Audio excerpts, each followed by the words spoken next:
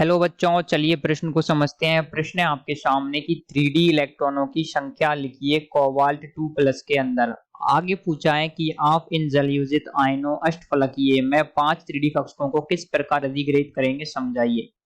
तो हमको सबसे पहले तो इलेक्ट्रॉनों की संख्या बतानी है, 3D के इलेक्ट्रॉन कितने हैं, फिर उनको किस प्रकार से भरा जाएगा ये बताना है। तो इस प्रश्न की जो मुख्य अवधारणा है वो ये है कि आपको सबसे पहले तो क्या करना है, संख्या पता होनी चाहिए कि कितने इलेक्ट्रॉन है आपके 3D के अंदर।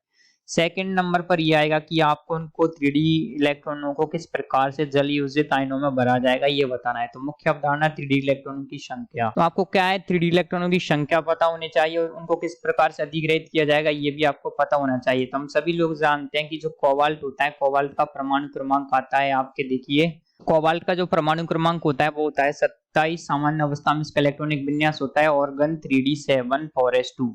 जब क्या किया जाता है, ये अपने 2 इलेक्ट्रॉन त्याग देता है, तो 2 इलेक्ट्रॉन त्यागने पर ये बना लेता है आपके कोबाल्ट 2 प्लस, और कोबाल्ट 2 प्लस का जो इलेक्ट्रॉनिक विन्यास आ जाएगा वो आ जाएगा आपके ऑर्गन 3D7।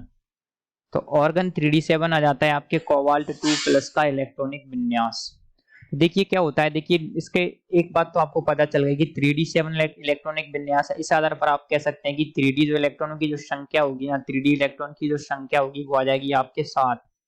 आगे बोला है कि जलयोजित आयनों में किस प्रकार से भरा जाएगा। तो जलयोजित आयनों के अंदर जो आपके डी ग्लूकोज के जो कक्षक होते हैं क्या होता है, वो बढ़ जाते हैं। बढ़ जाते हैं किस प्रकार से बढ़ जाते हैं, आप देखेंगे कि ये बढ़ जाते हैं आपके T2G कक्षक और EG कक्षकों में। तो नीचे वाले जो 3 कक्षक होते हैं उनको कहा जाता है T2G कक्षक, ऊपर वाले 2 कक्षकों को कहा जाता है आपके EG कक्षक। तो T2G और EG, तो चूंकि आपके पास 7 इलेक्ट्रॉन है तो उनको कुछ इस प्रकार से भरा जाएगा। तो देखिए 1 2 3 4 5 6 और 7।